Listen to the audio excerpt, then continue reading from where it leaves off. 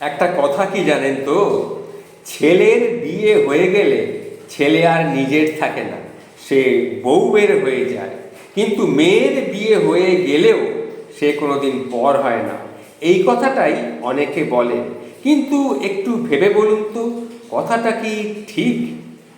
আসলে কি জানেন, আপনি যদি মেয়েকে কিছু দেন, তাহলে আপনি মেয়ের কাছ থেকে রিটার্ন কিছু চান না বা আশাও করেন না। মেয়ে সুখে থাকলেই আপনি সুখী। আপনি কখনো এটা তুলনা করেন না যে আপনার মেয়ে আপনার চেয়ে কত ভালো আছে বা সুখে আছে। আপনার মেয়ে যদি আপনার চেয়ে 10 গুণ সুখে থাকে, তা ভালো থাকে, সেটা আপনি দেখে 10 গুণ খুশি হন। আপনার মেয়ের জীবনে সমস্যা আসলে সেটাকেও আপনি নিজের সমস্যা বলেই মনে করেন।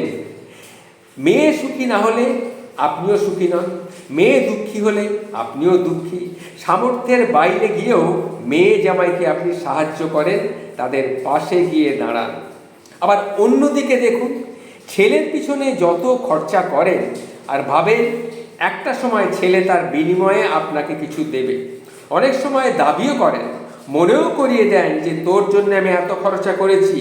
ছেলের বিয়ে দিয়ে ছেলেকে পর ভাবতে শুরু করে।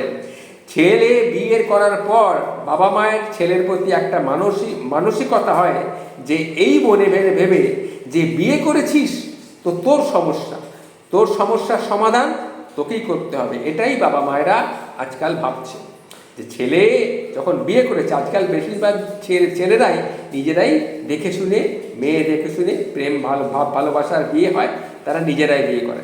তখন বাবা মা কি বলে যে তোর বিয়ে তুই তো নিজে দেখে শুনে করেছিস, সুতরাং সমস্যাটা তোকেই এর সমস্যার সমাধান করতে হবে।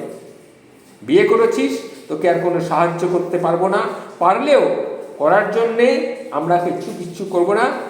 মেয়েকে সাহায্য করবো, কিন্তু তোদেরকে সাহায্য করবো না, কারণ তুই সামর্থ্যের বাইরে গিয়ে তুই এই কাজটা করেছিস। ছেলে বউ কতটা সুখে আছে এটা তারা নিজেদের সঙ্গে তুলনা করে। ছেলের বিবাহিত জীবনে সুখ কতজন সহ্য করতে পারে? ছেলের বিপদে ছেলেকে একা করেন, কিন্তু ছেলের বেশি সুখে হলে আবার তার ভাগটাও চান। আসলে মেয়ের কাছ থেকে কিছু আশা করেন না, কোনো দায়িত্ব আরোপ করেন না। তাই মেয়ে যদি 5%ও কিছু দেয়, আপনি ভাবেন মেয়ে আপনাকে অনেক কিছু দিল। কিন্তু এদিকে ছেলের উপরে 100% দায়িত্ব আপনি আশা করেন।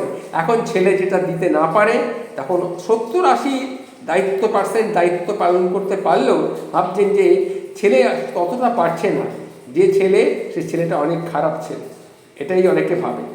মেয়ে পড়াশোনার পর বিয়েতে 10 লক্ষ টাকা তাকে দিল, সেই মেয়েকে আপনি দেন, এর জন্য এত খরচ করেছি এটা আপনি বলেন না। কিন্তু ছেলের পড়াশোনা করার পর ব্যবসা করতে গিয়ে 2 লক্ষ টাকা দিতে হলো, আপনি তখন তাকে মনে করিয়ে দেন যে ব্যবসা করার জন্য তোমাকে 2 লক্ষ টাকা দেওয়া হলো, তোমাকে পড়াশোনা করেছি।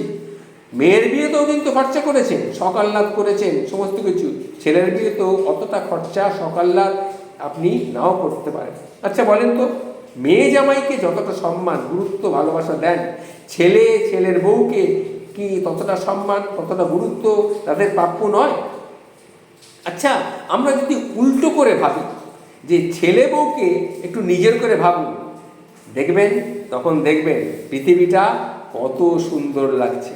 যদি ভুল বলে থাকি তাহলে ক্ষমা করবেন। নমস্কার, ভালো থাকবেন।